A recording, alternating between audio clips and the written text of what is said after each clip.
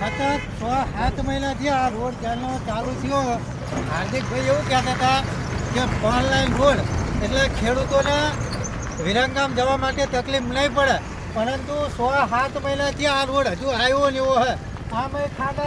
આમે ખાડા અને જનતાના ટેક્સથી આ સરકાર ચાલે છે.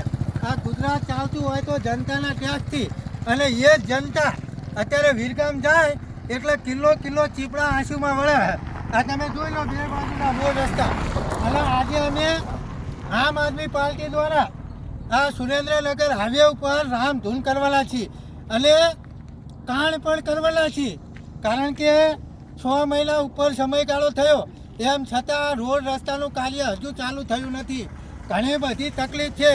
મને તો એવું લાગે છે કે જો કોઈ ડિલિવરી ઉપર કોઈ બહેરાને લેડીઝને લઈ જતા હોય વિરગામ ડિલિવરી ના થાય, આ રસ્તામાં જ ડિલિવરી થઈ જાય એવો રસ્તો છે. આ ડોક્ટરની જરૂર પડે નહીં.